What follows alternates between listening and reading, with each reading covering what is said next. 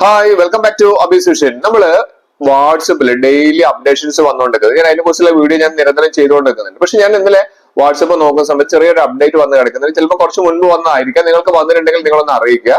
അപ്പൊ ഞാൻ എന്റെ ഐഫോണിലും അതുപോലെ തന്നെ ആൻഡ്രോയിഡ് ഫോണിലും ഞാൻ അത് കാണിച്ചു തരാം എങ്ങനെയാണ് ആ വ്യത്യാസം വരുന്നത് എന്നുള്ളത്. നിങ്ങളും ഇതുപോലെ തന്നെ ചെക്ക് ചെയ്തിട്ട് നിങ്ങളൊന്ന് കമന്റ് ആയിട്ട് അറിയിക്കുക നിങ്ങൾക്ക് ഈ അപ്ഡേറ്റ് വന്നിട്ടുണ്ടോ എന്നുള്ളത്.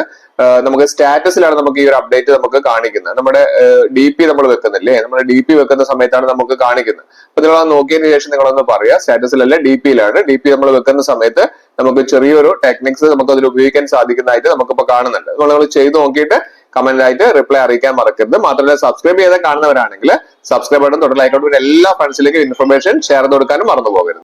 നമ്മുടെ വാട്സപ്പിന്റെ DP യിൽ വന്നിരിക്കുന്ന ഒരു അപ്ഡേറ്റിനെ കുറിച്ചാണ് ഇവിടെ പറയുന്നത്. അപ്പൊ അതിനായിട്ട് നമ്മൾ ആദ്യം തന്നെ ചെയ്യേണ്ടത് നമ്മൾ എപ്പോഴും പറയുന്ന പോലെ തന്നെ നമ്മളൊന്ന് പ്ലേ സ്റ്റോറിൽ ഒന്ന് വാട്സപ്പ് ഒന്ന് സെർച്ച് ചെയ്യുക, എന്തെങ്കിലും അപ്ഡേറ്റ് വന്നിട്ടുണ്ടോ എന്ന് നോക്കുക.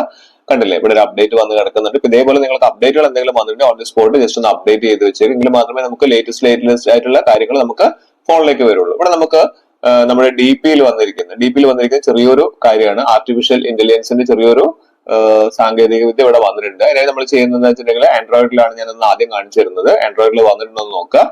ഇവിടെ നമുക്ക് ജസ്റ്റ് ആ ഫോട്ടോന്റെ അവിടെ നിന്ന് ക്ലിക്ക് ചെയ്ത് കഴിഞ്ഞാൽ ഇവിടെ കണ്ടില്ലേ, നമുക്ക് താഴേക്ക് നോക്കി കഴിഞ്ഞാൽ നമുക്കൊരു ആ ഫോട്ടോന്റെ ക്യാമറയുടെ ഐക്കണിൽ ക്ലിക്ക് ചെയ്താൽ നമുക്ക് DP ആഡ് ചെയ്യാൻ പറ്റും.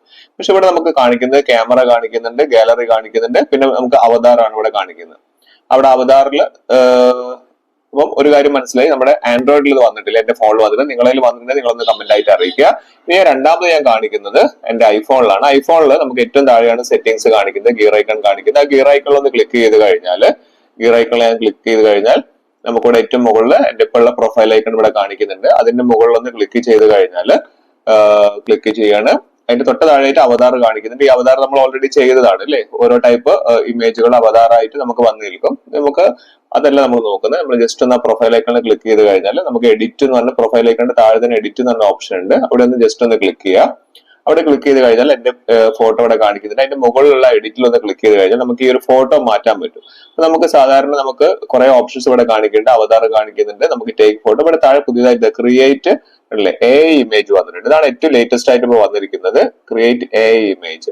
അപ്പൊ അതെന്താന്ന് നമുക്ക് നോക്കാം. ഇവിടെ നമുക്ക് ഇമാജിൻ എന്ന് പറഞ്ഞൊരു ഓപ്ഷനാണ് നമുക്ക് ഇവിടെ വന്നിരിക്കുന്നത്. അതായത് നിങ്ങൾക്ക് ഏത് ക്യാരക്ടർ വേണമെങ്കിലും നിങ്ങൾക്ക് ഇമാജിൻ ചെയ്തിട്ട് നിങ്ങൾക്ക് കൊടുക്കാൻ പറ്റുന്നതാണ് ഇതിന്റെ ഒരു പ്രത്യേകതയായിട്ട് പറയുന്നത്. അപ്പൊ ഞാനിവിടെ ജസ്റ്റ് ഒന്ന് ഇവിടെ നമുക്ക് എന്തെങ്കിലും ടൈപ്പ് ചെയ്യാം. നമുക്ക് ഫിലിം ആക്ടേഴ്സിന്റെ അങ്ങനെയുള്ള കാര്യങ്ങളൊക്കെ ആക്ടേഴ്സിന്റെ ഒക്കെ നമുക്ക് ഇവിടെ കൊടുക്കാൻ പറ്റും. ഞാനിവിടെ ഡൊണാൾഡ് ട്രംപിന്റെ ഒന്ന് ഞാനിവിടെ ടൈപ്പ് ചെയ്ത് കൊടുക്കാണ്ട് നമുക്ക് ഏത് ടൈപ്പിലാണ് വരുന്നത് എന്നുള്ളത് ജസ്റ്റ് ഒരു സെക്കൻഡ് കൊണ്ട് തന്നെ നമുക്ക് ഡൊണാൾഡ് ട്രംപിന്റെ ഒരു ഇമേജ് ഇവിടെ ഇമാജിൻ ചെയ്തിട്ട് ഇവിടെ നമ്മുടെ മുന്നിലേക്ക് വന്നിട്ടുണ്ട്.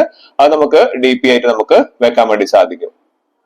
AI പ്രത്യേകതയാണിത്. നമുക്ക് പെട്ടെന്ന് തന്നെ നമുക്ക് അങ്ങനെ ഒരു കാര്യം നമുക്ക് ചെയ്യാൻ പറ്റുന്നുണ്ട്. ഇനി നമുക്ക് ജസ്റ്റ് ഞാനൊന്ന് മോഹൻലാലിൽ നിന്ന് ടൈപ്പ് ചെയ്ത് കൊടുക്കുകയാണ്. മോഹൻലാലിന് കൊടുത്തു കഴിഞ്ഞാൽ എന്താണ് വരുന്നത് നോക്കാം. ജസ്റ്റ് മോഹൻലാലിന്റെ ഇമേജസ് ജസ്റ്റ് നമുക്ക് ഇതിലേക്ക് വരുന്നുണ്ട്. ജസ്റ്റ് നമുക്ക് ക്ലിക്ക് ചെയ്ത് കഴിഞ്ഞാൽ നമുക്കത് DP ആക്കിയിട്ട് നമുക്ക് വെക്കാൻ വേണ്ടി സാധിക്കുന്നുണ്ട്. അപ്പോൾ ആർട്ടിഫിഷ്യൽ ഇന്റലിജൻസ് വഴി ഇങ്ങനെ ഒരു ഓപ്ഷൻ കൂടി പുതിയതായിട്ട് വന്നിട്ടുണ്ട്. ഇനി നമുക്ക് നോർമലിലേക്ക് വരണമെങ്കിൽ ജസ്റ്റ് ഗാലറി ക്ലിക്ക് ചെയ്ത് കഴിഞ്ഞാൽ നമുക്ക് പണ്ടത്തെ പോലെ തന്നെ DP സെറ്റ് ചെയ്യാനും സാധിക്കും.